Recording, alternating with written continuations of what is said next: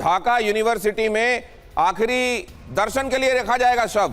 माणिक मियां Avenue में होगा अंतिम संस्कार। ढाका यूनिवर्सिटी में पहले शव ले जाया जाएगा। तो एक तरीके से वहां इस बात की भी तैयारियां, देखिए अमूमन इस तरीके के हालात में जब चीजें इंस्टिगेट और ज्यादा हो सकती हैं, शव को सामने रखे जाने के बाद वो भावनाएं और ज्यादा भड़क सकती हैं, तो अमूमन एडमिनिस्ट्रेशन ये कोशिश करता है कि ऐसा ना किया जाए और लास्ट राइट किए जाएं। यहां पर पहले उसको यहां पर ढाका यूनिवर्सिटी में रखना, उसके बाद लास्ट राइट्स के लिए ले जाना, मतलब कोई एक बैकग्राउंड तैयार किया जा रहा है। बहल साहब, बिल्कुल, ढाका यूनिवर्सिटी का कंट्रोल किसके पास है? छात्र शिविर के पास है, जो कि जमात इस्लामी की जो स्टूडेंट ऑर्गेनाइजेशन है वो है, और ये बहुत ही घातक ऑर्गेनाइजेशन है और इनका एबिलिटी जो होती है यूथ को मोबिलाइज करने की बहुत ही अच्छी है, और ज्यादातर इनका नाम हमेशा वायलेंस के साथ लिया जाता है और जमात इस्लामी को पैसा और फंडिंग मिलती है आईएसआई से। तो ये वहां पे लेके जाना है, इस समय यूनुस जानकर आग में घी का काम कर रहा है। और ये अगर आप कह रहे हैं, और उधर आप देखिए मजरूल साहब भी ये कह रहे हैं कि जो कुछ हो रहा है चुनाव को लेकर हो रहा है, तो असल में चुनाव को लेकर नहीं, चुनाव नहीं होने देने को लेकर हो रहा है। और यूनुस हर चंद ये कोशिश कर रहे हैं कि चुनाव ना होने पाए, और जाहिर है इसके पीछे मोटिव यह है कि चुनाव होने की स्थिति में उनके पास कुर्सी रहेगी नहीं रहेगी, क्या होगा आगे कोई नहीं जानता, लेकिन नहीं होते हैं तो एंश्योर्ड है कि वो कुर्सी पर बने रहेंगे। जावेद गफ्फारी पाकिस्तान से इस सिचुएशन को कैसे देख रहे हैं, और क्या आप मानते हैं कि इसके पीछे आईएसआई है? जी बिल्कुल, अभी एक दोस्त ने कहा कि ये जो उस्मान हादी का कत्ल है इसके पीछे बहाना है, तो मैं तो यही कहूंगा इसके पीछे राह और हसीना वाजिद का गठजोड़ और पुराना याराना है। और इसके साथ ये जो आप लोग बनाने लगे हैं लोगों को बेवकूफ, ये आप बेवकूफ आप नहीं बना पाएंगे, क्योंकि आपका एक ही हदफ है, वो है हसीना वाजिद को बचाना है। आप जब तक हसीना वाजिद को बचाते की कोशिश करते रहेंगे, इस तरह की हरकतें आप करते रहेंगे। और ये आप जावेद गफ्फारी, एक कॉमन सेंस वाला सवाल आपसे पूछता हूं, एक कॉमन सेंस वाला सवाल पूछता हूं। वैसे कहते हैं it is not so common, लेकिन मुझे लगता है आप में कॉमन सेंस है। यह बताइए, रॉ जैसी एजेंसी या फॉर दैट मैटर कोई दूसरी खुफिया एजेंसी क्या इस तरीके से अपरेंट कोई काम करके जाती है कि उसके ऊपर उंगली उठे? आप बताइए। आप खुद आप जब कहते हैं कि आईएसआई करवा रही है, तो आपको तब नहीं आप ये वाला, इसलिए कह रहा हूं आईएसआई के अधिकारियों के बीते दिनों कितने दौरे हुए हैं जावेद गफ्फारी, ये बताने की जरूरत नहीं है। आईएसआई किस तरीके से वहां के एक मदरसे को अपने ऑफिस में कन्वर्ट कर रही है, ये मैंने कल अड़ी में बताया था। मैं तो तथ्यात्मक रूप से पूछ रहा हूं, मैं इमोशंस के हवाले होकर बात नहीं कर रहा हूं। पहले हम एक ही थे, 1971 से पहले हम एक ही थे, उसके बाद तोड़ा किसने वो आपको पता है। अरे तो 1947 से पहले, 1947 से पहले हम आप भी एक थे। अरे हम आप भी एक थे, अरे हम भी आप एक थे 1947 से पहले जावेद गफ्फारी। अगर एक थे तो आपने 3, लेकिन एक होने वाला को क्यों मारा? आपने 30 लाख लोगों को क्यों मारा? बंगाली मुस्लिम्स को आपने लाखों की संख्या में महिलाओं के साथ दुष्कर्म क्यों किए? आपने ऐसे सिचुएशन क्यों क्रिएट की कि बांग्लादेश से बंगाली मुस्लिम्स भाग के हिंदुस्तान आने लग गए?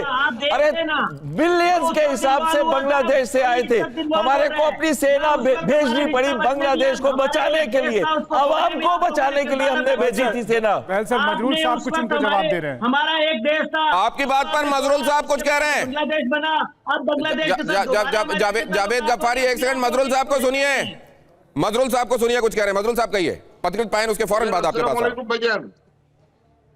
एक सवाल था, 71 के बाद हम अलग हुए, ठीक है, इससे पहले हम ग्रेटर इंडिया था, मगर आपके 71 के वॉर के बाद there were several thousand Bangladeshi people, Bengali speaking people are living in Pakistan. उनके हालत कैसे है पता है आपको? कैसे है वो लोग? As a being a Pakistani वो आजादी जिंदगी गुजार रहे हैं, कोई आप एक तकलीफ बात है, अरे कोई तकलीफ नहीं है। ना जावेद गफ्फारी, इमरान खान को कोई तकलीफ नहीं है, वो 5 स्टार फैसिलिटी में है।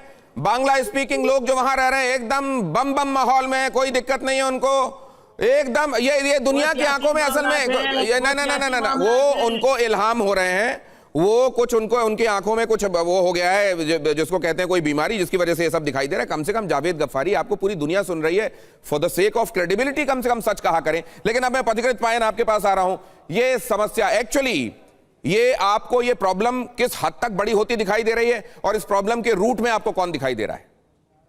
दिनेश जी, एक चीज पहले मैं ये कहना चाहता हूं, डॉक्टर यूनुस इसी साल पहले अमेरिका जाके ये बोला था कि जिस तरह से हसीना को हटाया गया वो मेटिकुलसली प्लान्ड है।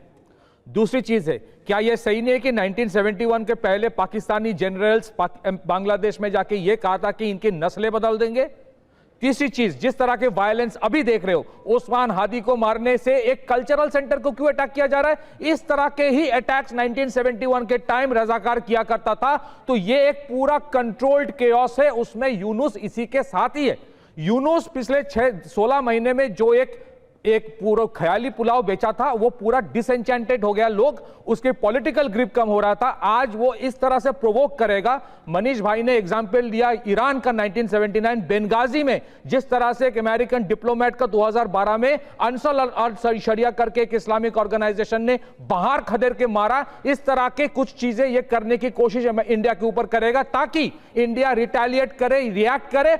उसके बाद ये पूरा एक फिर सॉवरेनिटी का रोना रोएंगे, फिर सॉवरेनिटी का रोना रोएंगे, कहेंगे देखिए कि हमारी सॉवरेनिटी का उल्लंघन हो रहा है। एक और चीज मैं ऐड करना चाहता हूं, ये ओस्मान हादी के ऊपर अगर थ्रेट था तो ओस्मान हादी को सिक्योरिटी यूनिट सरकार ने क्यों नहीं दिया?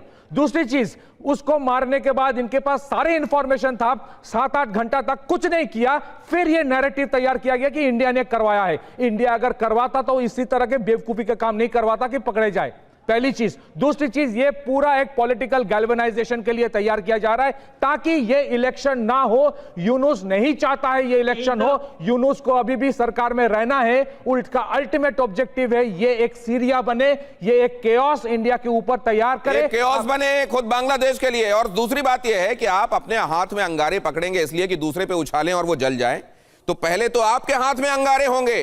अपने हाथ की भी फिक्र कीजिए और वो भी फिक्र करें, जावेद गफ्फारी भी, उनका मुल्क भी, जिनको अभी तक कोई इसमें कहीं पाकिस्तान का षड्यंत्र नजर नहीं आ रहा। हादी की हत्या, जरा ये फैक्ट्स भी देखिए, ये हादी की हत्या का पूरा मामला आपके सामने रख रहा हूं। उस्मान हादी बांग्लादेश का एक यंग लीडर, 12 दिसंबर को 2 हमलावरों ने इसे गोली मार दी, लेकिन ये वो लोग थे जो उसके अपने चुनावी कैंपेन में शामिल थे। सिर में गोली लगने के बाद सिंगापुर ले जाया गया इसे। सिंगापुर में इलाज के दौरान कल हाजी की मौत हो गई और यहां पर ढाका 8 सीट से ये निर्दलीय चुनाव लड़ने वाला था फरवरी में होने वाले चुनावों में। शेख हसीना के खिलाफ बड़ा आंदोलनकारी चेहरा था और आखिरकार इसका मारा जाना और उसके बाद ये कहा जाना किसके पीछे, ये वहां पर जो हिंट्स दी जा रही है किसके पीछे। आप ये बताइए, चुनावी कैंपेन के दौरान वो जिसके लिए थ्रेट परसेप्शन है उसको सिक्योरिटी क्यों नहीं दी गई? कैंपेन में शामिल लोग उसको हिट करते हैं और उसके बाद वहां से निकल जाते हैं और अभी तक किसी के खिलाफ वहां पर इस मामले में FIR वैसी नहीं कि पिन पॉइंट किया जा सके। सीधे कह दिया गया कि तो भारत भागने की तैयारी में थे।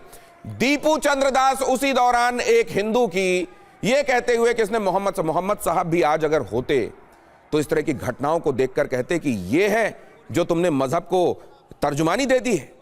वहां पर जिस नृशंस तरीके से दीपू चंद्र दास की हत्या की गई है वो आप देखेंगे तो रोंगटे खड़े हो जाएंगे।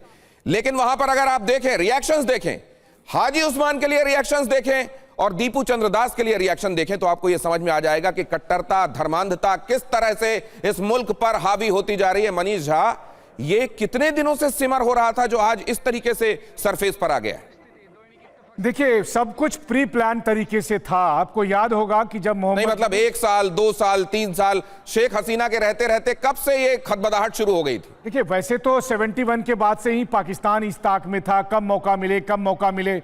लेकिन क्या है कि शेख हसीना की सरकार के समय ये जो प्रो पाकिस्तानी रजाकार, इन सबको कंट्रोल करके रखा गया, इनको जेल में बंद करके रखा गया। लेकिन हुआ ये कि जब इसमें किसी थर्ड पार्टी का इन्वॉल्वमेंट हुआ, और जब मैं थर्ड पार्टी की बात करता हूं तो मैं कहता हूं अमेरिकन डीप स्टेट का, जिसको लेकर शेख हसीना के शब्दों में यह था कि सेंट मार्टिन आइलैंड। और मैं आपको बता दूं, शेख हसीना के गद्दी छोड़ने के बाद शायद मैं एकमात्र विदेशी पत्रकार हूं जो बांग्लादेश में उस सेंट मार्टिन आइलैंड को होकर आया था। तो इस तरह के इंटरेस्ट जब अमेरिका के उसमें हुए, और तब जिस समय मोहम्मद यूनुस को मुखिया बनाया गया, कौन है मोहम्मद यूनुस? क्लिंटन फाउंडेशन का आदमी, उसको आपने मुखिया बनाया। वो जाकर सितंबर में अमेरिका में कहता है, जिसके बारे में अभी बता ही रहे थे, कि वो बता रहा है कि हमारे जो छात्र नेताओं लोगों ने कितनी प्लानिंग के साथ ये सब कुछ किया। आज भी उस्मान हादी मारा गया तो इसके पीछे भी मतलब ये, मैं सिर्फ आपसे ये जानना चाह रहा था, this is not by default, this is by design. इसको पूरी तैयारी की गई है, सुनियोजित तरीके से पूरा यह षड्यंत्र रचा गया है। और अगर आप इसकी मैक्रो पिक्चर देखेंगे तो आपको यह समझ में आ जाएगा कि इस देश को कट्टर बनाने एंटी इंडिया सेंटीमेंट को परवेसिव कर देने, पूरे मुल्क में एक तरीके से फैला देने और फिर आखिरकार उसको पाकिस्तान की तरफ ले जाने और पाकिस्तान का जो साजिश है उसमें बांग्लादेश को भी शामिल करने की एक बड़ी डिजाइन इसमें है। जिहादी हिंसा की आग में जल रहा है बांग्लादेश।